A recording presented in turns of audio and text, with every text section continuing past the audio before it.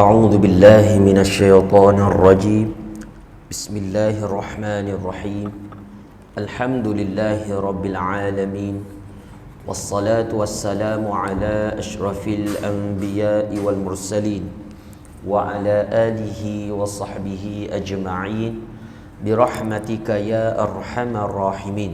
اللهم صل على سيدنا محمد وعلى آله وصحبه وسلم. Assalamualaikum warahmatullahi wabarakatuh. Kita memberkati majlis ilmu pada malam ini dengan bacaan Ummul Kitab Al-Fatihah. A'udzu billahi minasy syaithanir rajim.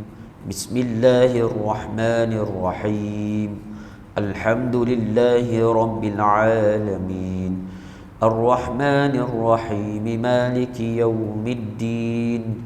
Iyyaka na'budu wa iyyaka nasta'in. Ihdinas siratal mustaqim. Siratal ladzina an'amta 'alaihim غير المغضوب عليهم ولا الضالين آمين. قال الله تعالى بعد أعوذ بالله من الشيطان الرجيم بسم الله الرحمن الرحيم. ألم تر كيف فعل ربك بأصحاب الفيل ألم يجعل كيدهم في تضليل وأرسل عليهم طيرا أبابيل ترميهم بحجارة من سجيل فجعلهم كعصف مأكول. صدق الله العظيم. Suratul Fil ayat 1 hingga 5. Alhamdulillah, bersyukur kita kehadrat Allah Subhanahu wa taala atas nikmat dan kurnianya, iaitu nikmat iman dan Islam. Salam dan selawat ke atas junjungan besar Nabi Muhammad sallallahu alaihi wasallam. Insya-Allah pada malam ini kita teruskan lagi pengajian pada pengajian di dalam kitab Fiqh As-Sirrah karangan Al-Syahid Al-Imam Syekh Ramadan Al-Buti rahimahullahu taala, serta kita merujuk juga dalam satu kitab yang masyhur Ar-Rahiq Al-Makhtum Sirah Nabawiyah karangan Safiyur Rahman Al-Mubarak Furi rahimahullahu ta'ala. Maka pada malam ini kita masuk pada tajuk yang baru. Tajuk yang baru iaitu pada muka surat 55. Muka surat 55. Yang tajuknya mengenai keputeraan Nabi Muhammad sallallahu alaihi wasallam dan ibu susuannya. Ibu susuannya. Allahumma salli ala Muhammad. Nasab Nabi sallallahu alaihi wasallam, keputeraannya dan penyusuannya. Adapun nasab sallallahu alaihi wasallam ialah Muhammad bin Abdullah bin Abdul Muttalib. Abdul Muttalib dipanggil dengan nama Syaibah Al-Hamd. Syaibah Al-Hamd itu gelaran dia. Abdul Muttalib bin Hashim bin Abdul Manaf, dan Abdul Manaf ialah Al-Mughirah bin Qusay. Abdul Manaf bin Qusay dinamakan Zaidan bin Khilab, Qusay bin Khilab, Khilab bin Murrah bin Ka'ab bin Luay bin Ghalif bin Fihri. Fihri itulah gelarannya adalah Quraisy. Fihri itu gelarannya adalah Quraisy. Bin Malik bin Nadri bin Kinanah bin Khuzaimah bin Mudrika bin Ilyas bin Mudar bin Nizar bin Mu'ad bin Adnan. Maka nasab nama Nabi Muhammad sallallahu alaihi wasallam sampailah kepada Adnan. Diriwayatkan beberapa para ulama ilmu sirah menyatakan setakat itulah sahaja apa yang disepakati mengenai Nabi sallallahu alaihi wasallam. Makna yang pendapat yang masyhur, yang paling kuat, yang menyatakan inilah silsilah nama keturunan Rasulullah sallallahu alaihi wasallam. Adapun yang ke atas daripada itu ada bersalahan pendapat. Bermakna di sini ada ikhtilaf, perselisihan kalangan para ulama ketika para ulama dalam ilmu sirah yang payah hendak dipegang, tetapi tidaklah ada sebarang khilaf. Makna tak ada sebenarnya perselisihan kalangan para ulama sirah atau bersalahan pendapat mengenai Adnan itu adalah di antara anak cucu cicit keturunan Nabi Ismail alaihi salam, iaitu anak kepada Nabi Ibrahim alaihi salam. Maka di situ tiada khilaf kalangan para ulama hadis, tiada khilaf kalangan para ulama sirah mengenai nasab keturunan Adnan itu, sehinggalah nasabnya pergi kepada nasab Nabi Ismail bin Nabi Ibrahim alaihi salam. Dan Allah telah memilihnya dari sebaik-baik kabilah dan suku. Tidak pernah diresapkan sesuatu daripada kecemaran dan jahiliah kepada sesuatu daripada nasabnya. Maka diriwayatkan oleh Muslim dengan sanadnya, sabda Nabi sallallahu alaihi wasallam, "Inna Allah astafa Kinanah min walid Ismail wastafa Quraisyan min Kinana wastafa Hashiman min Quraisyin wastafani min Bani Hashim." Apa maksudnya? Sesungguhnya Allah telah memilih Kinanah di antara anak-anak Ismail, dan dipilihnya Quraisy dari Kinanah. Quraisy itu gelaran, nama sebenarnya adalah Fihri. Dan dipilihnya Hashim daripada keturunan Quraisy, dan dipilihnya saya daripada Bani Hashim, iaitu moyang kepada Rasulullah sallallahu alaihi wasallam, Muhammad bin Abdullah, Abdullah bin Abdul Muttalib, Abdul Muttalib bin Hashim bin Abdul Manaf. Ataupun nama Abdul Manaf ini nama lain dia juga adalah Mughairah. Okey. Kalau kita lihat mengenai keluarga Bani Sa'ad, iaitu merujuk di dalam kitab Ar-Rahiq Al-Makhtum Sirah Nabawiyah, minta maaf keturunan Bani Sa'ad. Di sini ada beberapa ikhtilaf kalangan para ulama, minta maaf, bukan keluarga Bani Sa'ad, mengenai salasilah keturunan Nabi sallallahu alaihi wasallam. Seperti mana yang kalau kita merujuk salasilah Nabi sallallahu alaihi wasallam ini pernah saya huraikan ketika mana dalam kitab Ar-Rahiq Al-Makhtum Sirah Nabawiyah ni, iaitu mengenai sejarah bangsa Arab itu sendiri. Saya huraikan sehinggalah pergi kepada nasab keturunan Nabi Ibrahim, pergi kepada Nabi Ismail, sampailah nasab keturunan ini pergi kepada Adnan, pergi kepada Quraisy, sebelum tu Kinanah, pergi pada Quraisy, turun lagi pergi kepada Abdul Manaf, anaknya Hashim, sampailah kepada Nabi Muhammad sallallahu alaihi wasallam.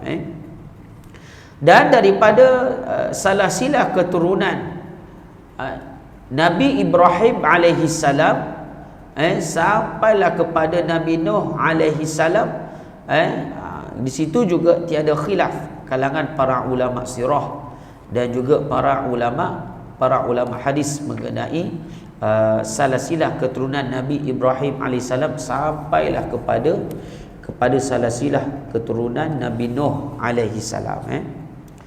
Seterusnya mengenai baginda pula, bilakah tarikh Nabi SAW dilahirkan. Di sini ada ikhtilaf kalangan para ulama sirah dan juga ikhtilaf kalangan penganalisis ahli falak, dan juga mereka yang pakar dalam mengkaji, menganalisis, mengira-gira dalam ilmu tarikh, sejarah bilakah lahirnya Nabi Muhammad sallallahu alaihi wasallam. Pertama, kita rujuk di dalam kitab fiqh as-sirah ini menyatakan baginda dilahirkan pada tahun gajah. Kenapa digelarkan pada tahun gajah? Iaitu di mana tahun tersebut Abraha al-Ashram yang telah melanggar masuk ke kota Mekah dalam rangka percubaannya hendak menawan memusnahkan Al-Kaabah. Telah pun saya huraikan pada minggu sebelum ini mengenai apakah punca, apakah asbab kenapa Abraha al-Ashram ini telah menyerang kota Mekah, khususnya untuk memusnahkan Kaabah itu sendiri. Saya huraikan, Abraha al-Ashram adalah panglima setia. Dengan dia ada seorang sahabat lagi, seorang sahabat yang bernama pun panglima setia juga, Aryad nama dia. Aryad dan juga Abraha al-Ashram ini adalah panglima setia, jeneral besar kepada Raja Najasyi di kerajaan Habasyah. Maka berkaitan peristiwa Ashabul Ukhdud, yang pun saya betangkan sebelum ini, dalam surah Ad-Dukhan, seingat saya, mengenai bagaimana kalangan mereka yang beriman pada agama Allah SWT yang benar, yang penduduk yang beriman dalam lingkungan 20 ke 30 ribu orang di kerajaan Sabah ataupun di negara Yaman. Mereka telah dizalimi oleh raja yang zalim berserta dengan tentera-tentera yang zalim yang menyembah kepada berhala. Maka membuatkan Raja Najasyi pun ketika itu penduduk mereka ini beragama Nasrani, beriman pada kitab Injil dan sebagainya. Dan masa itu juga mereka juga dinaungi oleh sebuah kerajaan yang besar, yang masa itu adalah sebuah kerajaan yang paling kuat di dunia sebelum kelahiran Nabi Muhammad sallallahu alaihi wasallam lagi, iaitu kerajaan Rom. Maka kerajaan Rom masa itu dia punya dasar agama mereka adalah agama Nasrani ataupun Kristian. Dan masa itulah Raja Najasyi membela atas saudara seagama mereka di kerajaan Sabah telah dibunuh, dicampakkan di dalam satu parit yang besar, yang panjang, yang adanya dibakarkan dengan api. Seramai 20 ke 30 ribu orang teranaya. Dan dia telah meminta bantuan daripada kerajaan Rom. Dan lepas itu telah dipimpin oleh dua panglima kepada Raja Najasyi tersebut, Raja Habasyah, iaitu Aryad dan juga Abraha al-Ashram. Maka bila mana mereka telah diberikan kemenangan menumpaskan raja yang zalim di kerajaan Sabah ataupun di Yaman, selatan bawah lagi daripada Arab Saudi, berlakulah perebutan pula kuasa siapa yang hendak memimpin kerajaan Sabah ketika itu. Maka mereka berbincang, beginilah kita tak payah berperang antara satu sama lain melibatkan tentera yang ramai, iaitu kita beradu tenaga antara satu sama lain.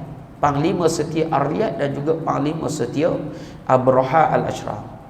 Dan maka akhirnya dimenangi oleh Abraha, dan Aryad itu telah terbunuh, dan membuatkan Raja Najasyi ketika itu murka terhadap apa yang dilakukan oleh Abraha al-Ashram atas perbalahan pergaduhan antara Aryad dan juga Abraha. Dan kaedah Abraha al-Ashram melembutkan hati, memujuk hati kepada Raja Najasyi dengan kaedah iaitu merasuah. Makna kaedah rasuah ni dah lama. Kaedah rasuah dia bagaimana? Dia berikan pelbagai jenis cenderhati, barangan-barangan yang mahal kepada Raja Najasyi.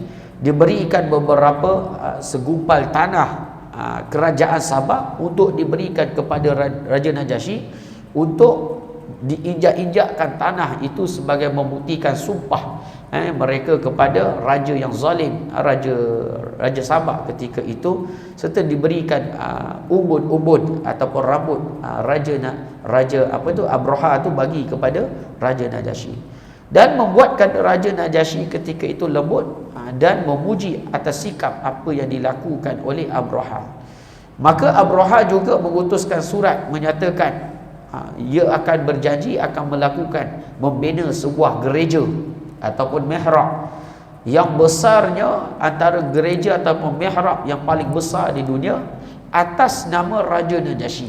Itu yang buatkan Raja Najasyi ini lembut hati maafkan dia dan memberikan kuasa untuk memimpin kerajaan Sabah. Bila mana dia telah membina sebuah gereja yang besar, lepas itu dia telah menyatakan gereja yang besar ini adalah kiblat yang baru. Tak ada lagi orang Arab dan sebagainya datang ke Mekah untuk menyembah Kaabah tersebut.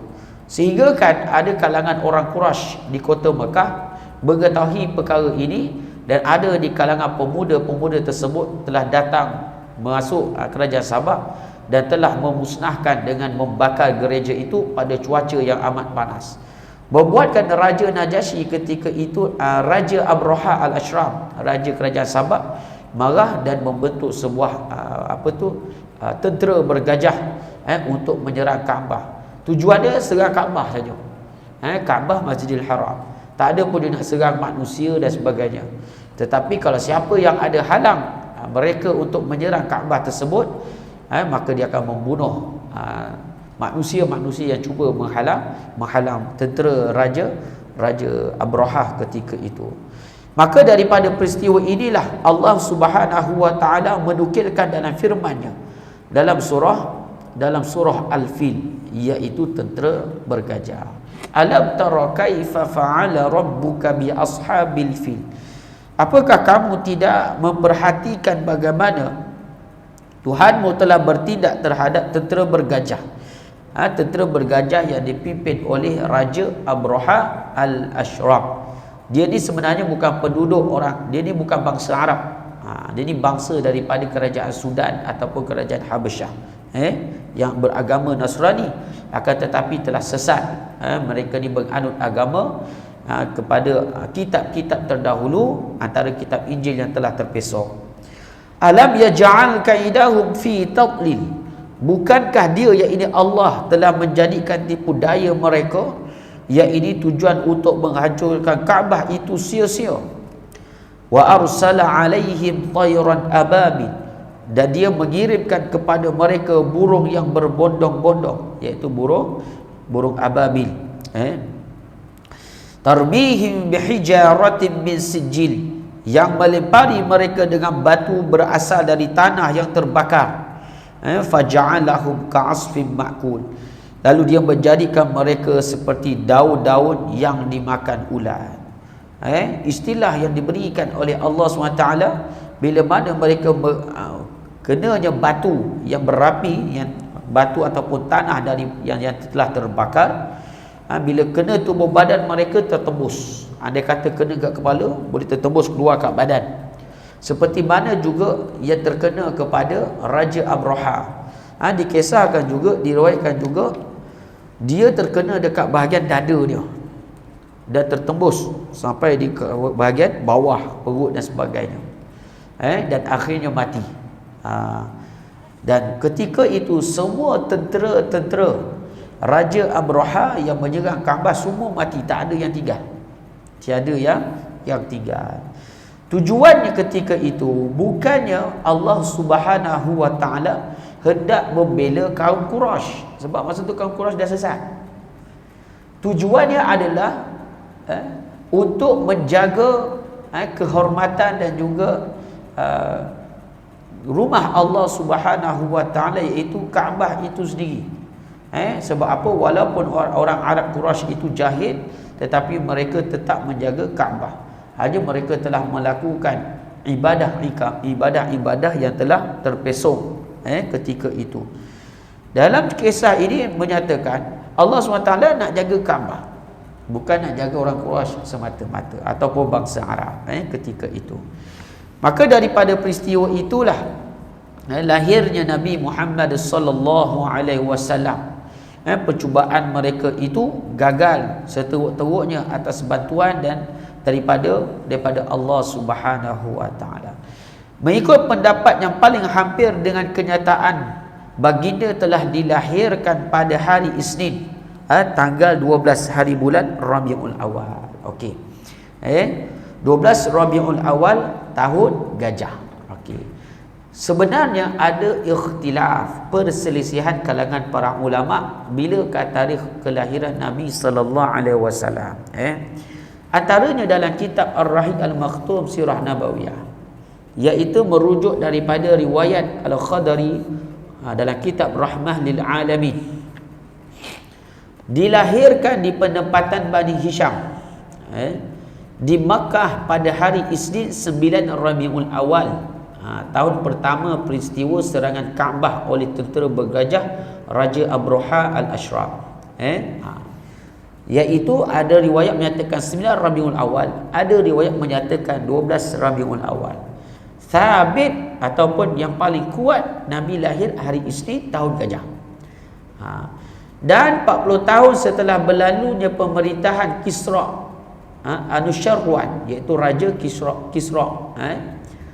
Tarikh ini adalah bersamaan dengan 20 ataupun 22 April 571 Masihi berdasarkan analisis yang dibuat oleh seorang alim besar, Muhammad Sulaiman Al-Mansur Furi.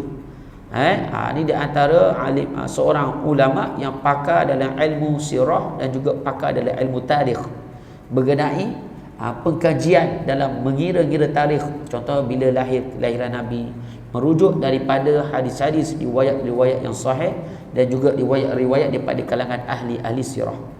Dan seorang lagi daripada penganalisis ahli falak, iaitu Mahmud Bashar.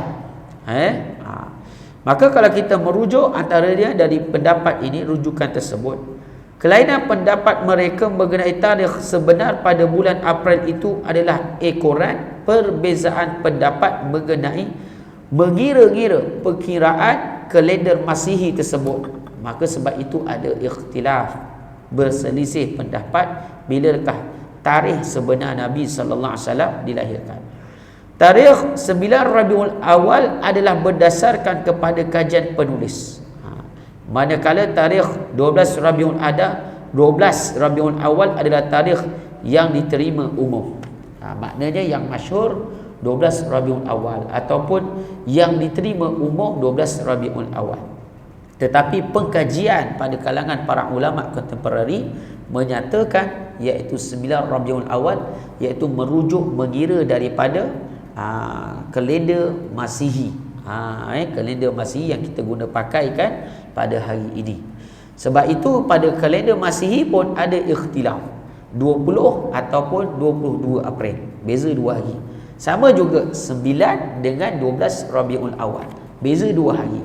Tapi Masihi sama, 571 Masihi, tahun gajah. Nampak? Itu perbezaan. Seterusnya, baginda adalah yatim ketika dilahirkan, iaitu bila mana ayahandanya wafat ketika baginda baru 2 bulan dalam kandungan ibunya. Setelah lahir, baginda dipelihara oleh datuknya Abdul Muttalib, yang kemudian disusukan kepada seorang perempuan dari puak Sa'dul Bakr yang bernama Halimah binti Abi Zuaib. Ini adalah mengikut adat resam orang-orang Arab di kala itu. Okey, dia ringkas kisah ini, maka kena kita huraikan. Ada riwayat yang lain, ketika mana sebelum lahirnya Nabi Muhammad sallallahu alaihi wasallam, ada beberapa peristiwa-peristiwa irhas, kelebihan-kelebihan yang Allah berikan kepada Nabi sallallahu alaihi wasallam. Irhas itu adalah gelaran kepada Nabi Muhammad sallallahu alaihi wasallam sebelum dilantik sebagai nabi. Maka diberikan anugerah irhas, kelebihan-kelebihan tertentu yang tidak dimiliki oleh manusia biasa, hanya ada ketika itu kepada Nabi Muhammad sallallahu alaihi wasallam, ataupun perkara-perkara luar biasa sebagai tanda perutusan Rasulullah sallallahu alaihi wasallam.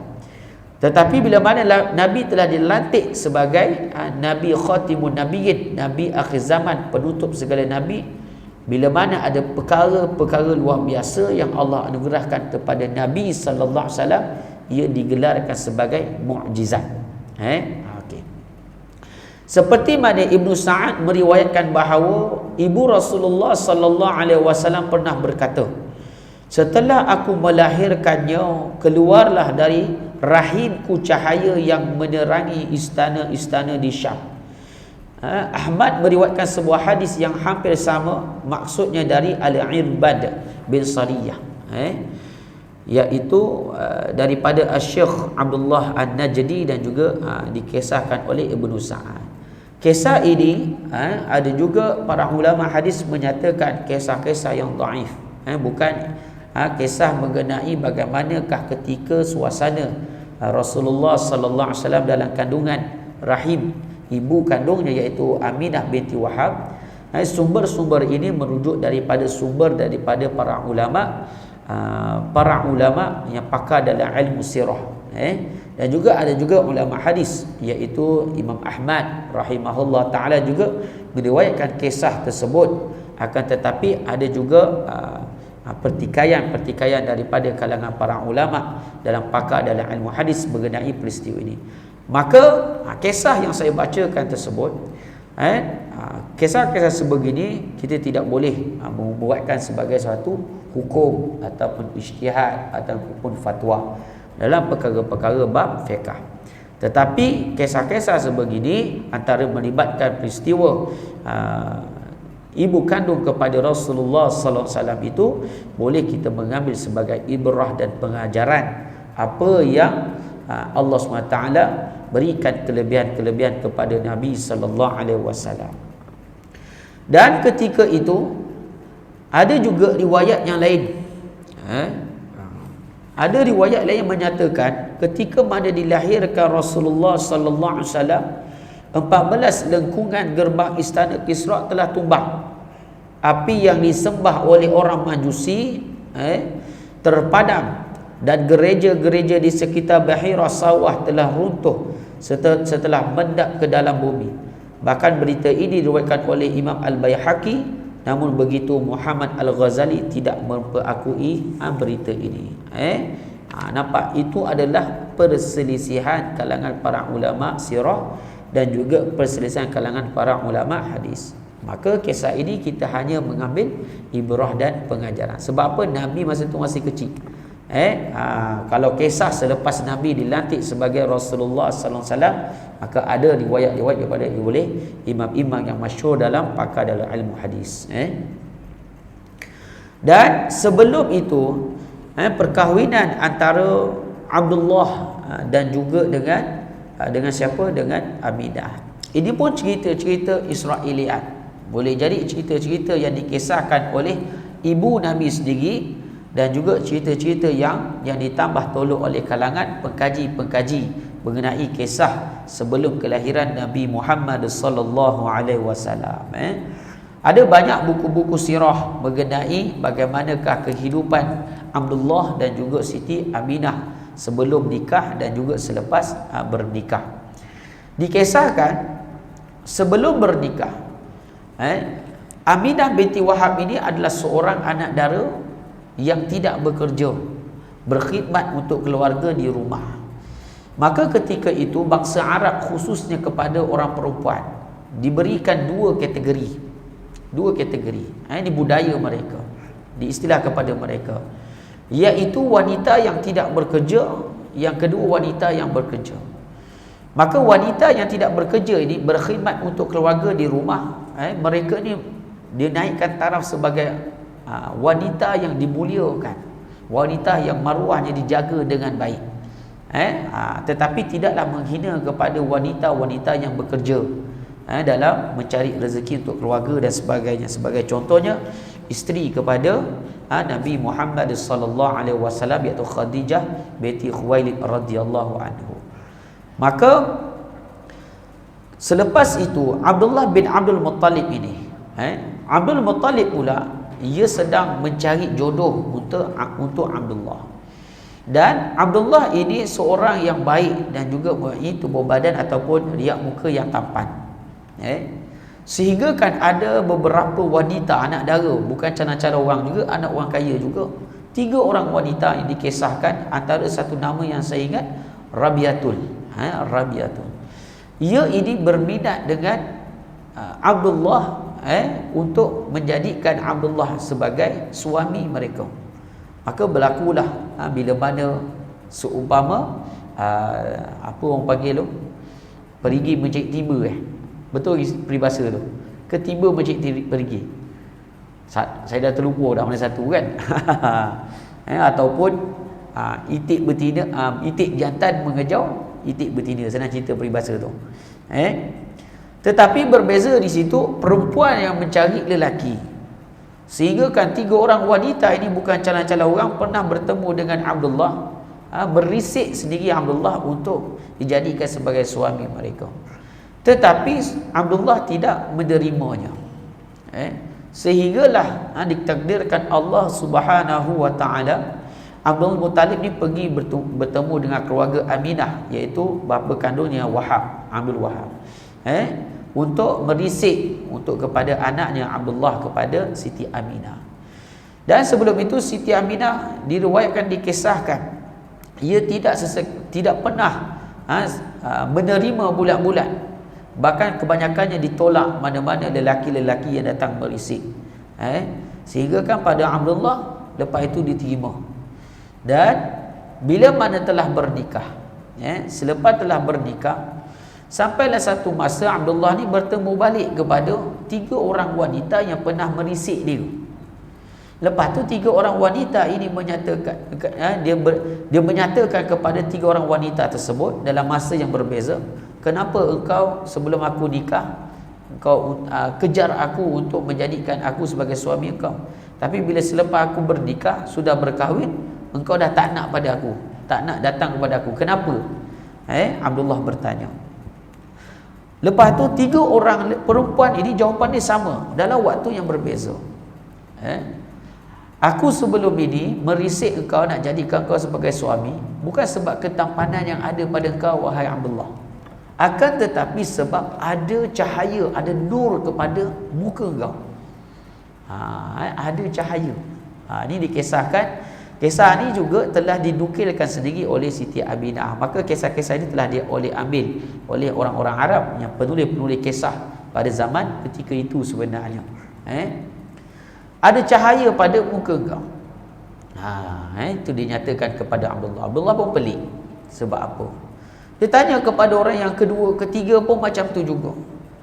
Ditambah lagi, cahaya yang ada kepada muka engkau, nur yang ada pada muka engkau itu wahai Abdullah, telah berpindah kepada Aminah binti Wahab, pada isteri kau. Iaitu cahaya apa? Cahaya kenabian Nabi Muhammad sallallahu alaihi wasallam. Itu yang telah dikisahkan mengenai sebelum perkahwinan antara selepas perkahwinan antara Abdullah dengan Aminah binti Wahab. Maka baru lepas kahwin 2 ke 3 minggu baru dapat duduk serumah dan sebagainya. Terus ketika itulah Abdul Muttalib telah mengarahkan, memerintahkan anaknya Abdullah untuk membawa barangan dagangan pergi ke utara, iaitu pergi ke Syam. Bila mana pergi ke Syam, dah tu patah balik sampailah ke Madinah. Ketika itulah Abdullah bin Abdul Muttalib jatuh sakit, demam panas. Ada riwayat menyatakan demam panas, sehingga kan selepas itu meninggal dunia di situ dan ditanamkan dan di situ. Dan pulangnya pedagang-pedagang yang lain yang bersama dengan Abdullah bin Abdul Muttalib dan mengisahkan kisah ketika mana Abdullah telah meninggal dunia. Dan bila mana Abdullah itu meninggal dunia, ketika itulah Rasulullah sallallahu alaihi wasallam berada dalam kandungan rahim ibu kandungnya baru 2 bulan. Sehinggalah beberapa peristiwa, antaranya peristiwa sedangnya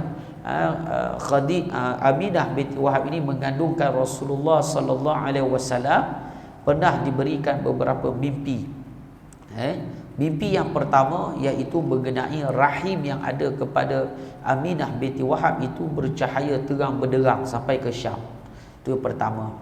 Yang kedua pula, pernah bermimpi satu ketika didatangi oleh malaikat Jibril alaihissalam, mendengari suara tersebut menyatakan, engkau akan melahirkan seorang anak, iaitu seorang rasul ataupun seorang nabi. Juga ada riwayat menyatakan, mimpi juga yang diterima, bila mana lahir anak ini, maka namakan anak ini adalah Ahmad ataupun Muhammad. Maka Ahmad ataupun Muhammad tersebut adalah nama yang sulung yang diguna pakai kepada Rasulullah sallallahu alaihi wasallam. Sebelum itu perkataan Muhammad itu tiada diguna pakai oleh orang-orang lain ataupun nabi ataupun rasul terdahulu, sehinggalah kepada Nabi Muhammad sallallahu alaihi wasallam yang mengguna pakaikan nama tersebut. Dan juga ketika mana sedang dia mengandungkan anak tersebut, Aminah binti Wahab tidak pernah sesekali rasa sakit badan. Bahkan ketika mana bersalin pun tak pernah rasa sakit, perih dan sebagainya, seperti mana ibu-ibu yang lain mengandungkan anak selama 9 bulan 10 hari contohnya. Dia tak pernah rasa sakit. Itu juga adalah irhas kelebihan anugerah yang Allah Subhanahu wa taala berikan kepada Nabi Muhammad sallallahu alaihi wasallam walaupun masih di dalam kandungan. Maka banyaklah kisah-kisah mengenai perkara-perkara pelik dan ajaib yang dialami oleh Aminah binti Wahab ketika mana sedang mengandung dan selepas bersalin dan menjaga seketika Nabi Muhammad sallallahu alaihi wasallam waktu kecil. Maka selepas itu, bila lahirnya anak tersebut, adalah adat dan budaya dan juga kepercayaan kepada bangsa Arab ketika itu. Bila mana lahirnya anak kecil tersebut, maka untuk mereka menghilangkan perkara-perkara malapetaka ataupun bala, ataupun bahasa kasar sikit, suwe lah. Ini kepercayaan bangsa Arab jahiliah ketika itu. Anak kecil ini akan diberikan kepada ibu-ibu susuan. Sehingga kan keluarga Bani Sa'ad Al-Bakr, mereka ni keluarga satu perkampungan yang terpencil. Mereka ni kalangan orang yang susah.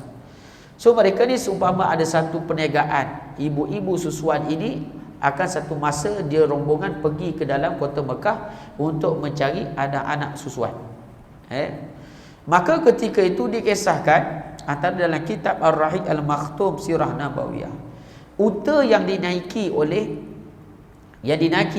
Halimatus Sa'diyah bersama dengan suaminya ketika itu, serta menggendong anak kecil yang masih dalam susuan, adik-beradik ibu susuan Nabi Muhammad SAW, yang asyik menangis kerana kekurangannya susu badan yang ada kepada Halimah.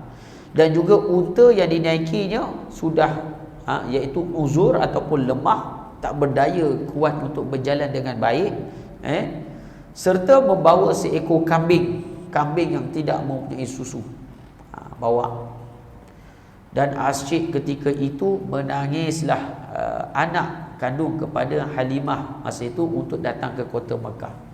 Sampai ke kota Mekah, dialah orang yang paling lambat tiba. Yang saudara mara kalangan keluarga besar Bani Sa'ad ini, ibu-ibu susuan lain dah sampai dulu dah.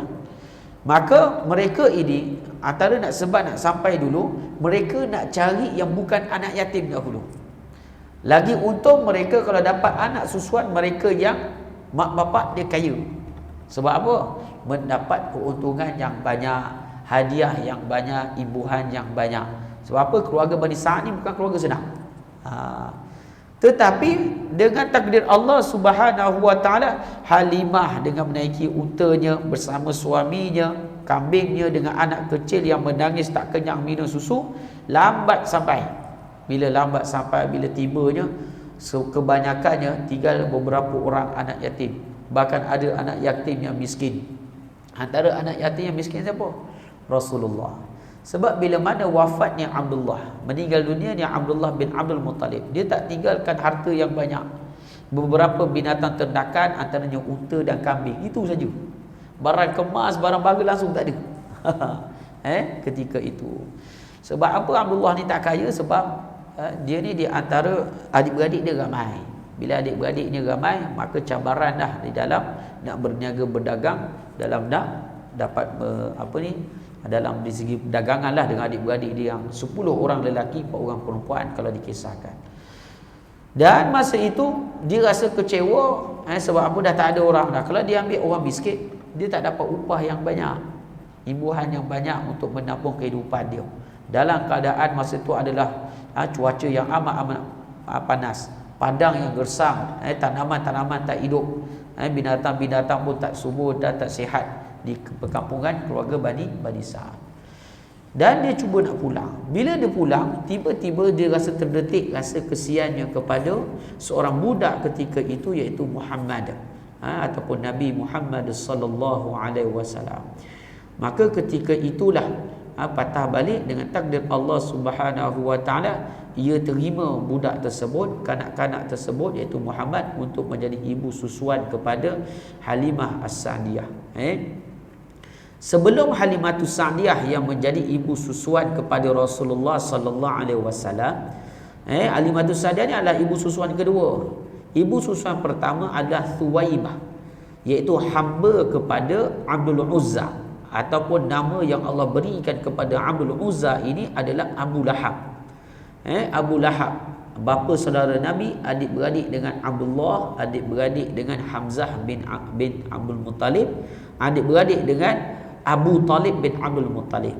Masa itu dia bapa saudara dia yang antara yang paling gembira bila mana lahirnya Muhammad sallallahu alaihi wasallam ketika itu, sehingga menghadiahkan Thuwaibah ini sebagai ibu susuan kepada Muhammad yang masih kanak-kanak, masih kecil ketika itu. Dan bila mana Halimatus Sa'diyah bawa balik pergi keluar dalam bila dia sampai ke kota Mekah, maka pada malam itu mereka akan ada duduk di rumah istirahat ataupun senang cerita macam homestay lah. Pada malam itulah berlaku perkara-perkara irhas, keajaiban yang Allah berikan kepada Nabi sallallahu alaihi wasallam dan diperlihatkan sendiri depan mata oleh Halimatus Sa'diyah. Yang pertama iaitu tiba-tiba susu badan dia banyak. Susu badan dia banyak. Bila mana susu badan dia banyak, sehingga kan dia dapat mengenyangkan anak dia yang asyik menangis kelaparan susu. Malam itu Halimatus Sa'diyah tidur dengan lena, Nabi Muhammad SAW tidur dengan lena, anak kandung dia yang menangis tiasa-tiasa pun kenyang tidur dengan lena, suami dia pun tidur dengan lena. Saya minta maaf, unta yang dia bawa tu ada yang ditunggang tu adalah antara unta betina. Dan keesokan harinya, unta yang tua yang dia tunggangi itu juga ada susu. Sebab dah tua kan unta betina, tiba-tiba ada susu. Itu juga adalah irhas kelebihan yang Allah berikan kepada siapa yang mendekati dengan Rasulullah sallallahu alaihi wasallam. Maka susu unta pun banyak, susu datuk unta itu pun juga menjadi tegar. Maka pada keesokan harinya bila pulang, yang paling sampai dulu ke perkampungan Bani Sa'ad adalah Halimatus Sa'diyah dengan keluarga dia masa itu, yang sehingga kan wanita-wanita ataupun saudara-saudara mereka terasa pelik. Macam mana bila pergi kau datang sampai lambat, sampai kami terpaksa tunggu kau ni. Tapi bila pulang ke perkampungan Bani Sa'ad, engkau paling cepat sampai. Itu di antara perkara-perkara yang pelik yang dialami oleh Rasulullah sallallahu alaihi wasallam, yang pelik juga kepada Halimatus Sa'diyah. Sama juga ketika mana dijaganya Nabi Muhammad sallallahu alaihi wasallam di rumah. Perkara yang ajaib juga, tanah-tanah ataupun tanaman-tanaman Halimatus Sa'diyah dengan suami dia subur. Binatang-binatang, kambing ternakan, gemuk dan sebagainya. Itu juga adalah perkara-perkara kelebihan yang Allah berikan kepada keluarga Halimatus Sa'diyah. Sampaikan penduduk Bani Sa'ad itu pelik dan bertanya, bagaimana kau boleh bercocok tanam, menjaga tanaman tersebut dalam keadaan tanah yang gersang, cuaca yang amat panas, tapi boleh subur. Maka Halimatus Sa'diyah, suami dia pun menceritakan, kami pun tak tahu apakah berlaku sebenarnya, kami pelik. Pelik itu adalah perkara-perkara irhas. Dan sehinggakanlah peristiwa antaranya. Ahli sirah telah sebulat suara mengatakan bahawa masa itu kampung Bani Sa'ad ketika itu mengalami kemarau yang teruk. Sesampailah sahaja Nabi Muhammad sallallahu alaihi wasallam, Halimah dan menyusu darinya ketika itu juga keadaan pun berubah. Kampung dulunya kering tandus mulai hijau. Kambing ternakan yang dahulu kelaparan kini bila kembali dari ladang ternakan kelihatan riang, dan uncang-uncang susunya penuh dengan susu. Dan mengikut apa diriwayatkan oleh Muslim, salah seorang imam hadis Nabi, bahawa Rasulullah sallallahu alaihi wasallam telah dibedah perutnya semasa bersama Bani Sa'ad. Ketika itu baginda baru berusia 5 tahun. Selepas itu dihantar ke pangkuan ibunya. Kisah ini juga masyhur. Bahkan kisah ini juga daripada riwayat hadis yang sahih juga mengenai hati Nabi sallallahu alaihi wasallam.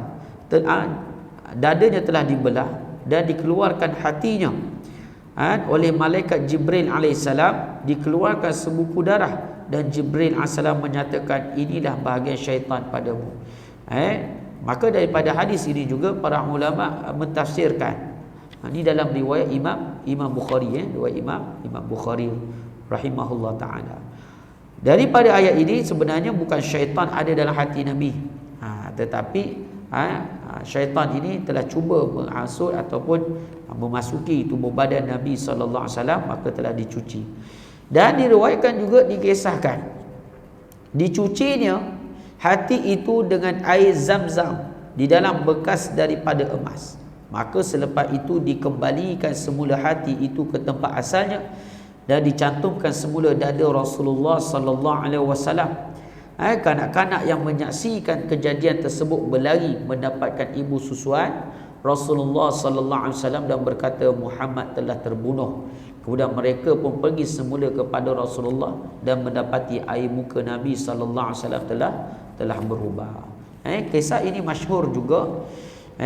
Diriwayatkan oleh yang pertama daripada diriwayatkan oleh Imam Muslim, juga diriwayatkan oleh Imam Bukhari rahimahullahu taala. Dalam Sahih Muslim, dalam bab Al-Isra, juga dalam Sahih Imam Bukhari pun ada mengisahkan peristiwa tersebut. Juga ada riwayat menyatakan ketika mana malaikat Jibril alaihissalam turun membelah dada Nabi sallallahu alaihi wasallam, diriwayatkan ada juga menyatakan malaikat Jibril alaihissalam ketika itu dengan wajah ataupun tubuh badan yang sebenar, bukan bertukar menjadi pemuda dan sebagainya ataupun manusia. Dan membuatkan masa itu Halimah dan juga suaminya kerisauan pasal perkara yang ajaib yang dialami oleh Rasulullah sallallahu alaihi wasallam, sehinggakanlah dia patah pergi ke kota Mekah untuk bertanya dan juga memulangkan Muhammad sallallahu alaihi wasallam ketika itu. Ada yang menyatakan 3 tahun, ada yang kata 4 tahun, ada yang menyatakan 5 tahun. Dada Nabi sallallahu alaihi wasallam dibedah oleh malaikat Jibril alaihissalam dan hatinya, jiwanya telah dicuci. Dan ketika mananya sampainya ke rumah Aminah binti Wahab, dia menceritakan segala-galanya, apa peristiwa dari awal dia dapatnya Nabi Muhammad tersebut sampai Nabi berumur 4 ke 5 tahun. Maka Aminah menyatakan balik, sebenarnya tidak pelik bagi aku, sebab waktu aku mengandungkan dia, bersalinkan dia dan menjaga seketika dalam beberapa hari, beberapa minggu pun banyak perkara-perkara ajaib yang dialami oleh aku sendiri. Maka redalah hati kepada Halimatus Sa'diyah dengan suaminya, dan lepas itu dia membawa pulang balik kepada Nabi Muhammad sallallahu alaihi wasallam untuk menjaganya, sehinggalah mencecah umur Nabi sallallahu alaihi wasallam 6 tahun, merujuk daripada Talqih Fuhum Hisham, Talqih Fuhum Ahli Athar, dan juga dalam riwayat Ibnu Hisham mengenai kisah Halimatus Sa'diyah menjaga Nabi waktu kecil sebagai anak susuan, sehinggalah umur Nabi genapnya mencapai 6 tahun. Sehinggalah ketika itu umur Nabi 6 tahun, terkenalkan kepada suaminya telah meninggal dunia, iaitu Aminah. Aminah terkenalkan suaminya Abdullah dan rindu maka ia pergi ke Yasrib, nama lama ataupun nama baru dia adalah Madinah, menziarahi kubur Rasulullah Abdullah bin Abdul Muttalib. Dan ketika itu juga Aminah keluar dari Mekah ditemani oleh anak yatimnya Nabi Muhammad sallallahu alaihi wasallam, pembantu dia seorang wanita bernama Ummu Aiman, serta di rombongan itu juga dikatai oleh Abdul Muttalib, pak mertua dia ataupun datuk kandung kepada Nabi sallallahu alaihi wasallam. Maka mereka menetap di sana selama sebulan. Ini telah diriwayatkan oleh Al-Imam Al-Ghazali rahimahullah taala kisah tersebut. Setelah mereka berada di sana, dalam perjalanan pulang tiba-tiba Aminah jatuh sakit. Keadaannya adalah tenat sejak awal perjalanan tersebut lagi. Akhirnya beliau meninggal dunia di Abawah, iaitu di suatu tempat di antara Mekah dan Madinah. Ini diriwayatkan oleh Al-Ghazali. Al-Ghazali Muhammad Al-Ghazali dan juga daripada Al-Khadiri rahimahullah taala. Maka bila meninggal dunia dia Aminah, terus masa itulah Nabi Muhammad sallallahu alaihi wasallam menjadi yatim piatu. Waktu lahirnya sudah menjadi yatim, tiada bapanya. Ketika umur 6 tahun baru duduk dalam beberapa minggu, boleh jadi dalam beberapa bulan saja. Lepas itu meninggal dunia pula ibu kandungnya, iaitu Aminah binti Wahab. Maka peristiwa-peristiwa sebegini ada hikmah dia. Kenapa Allah Subhanahu wa taala menarik nyawa-nyawa orang-orang kesayangan kepada Nabi Muhammad sallallahu alaihi wasallam, maka ada hikmah. Hikmah dia nanti saya akan kisahkan pada minggu akan datang di dalam kitab Fiqh As-Sirah bahagian pengajaran dan renungan. Dan ada sambungan nanti akan minggu akan datang, iaitu Rasulullah sallallahu alaihi wasallam ke pangkuan datuknya yang penyayang. Wallahu alam. Kita berhenti seketika sampai situ dahulu. InsyaAllah kita akan sambung pada minggu akan datang, InsyaAllah, pada muka surat 56. Yang baik datang daripada Allah Subhanahu wa ta'ala, yang lemah datang daripada kelemah saya sendiri. Akhir kalam, Assalamualaikum warahmatullahi wabarakatuh. Kita tutup majlis dengan tasbih kafarah dan suratul Asr.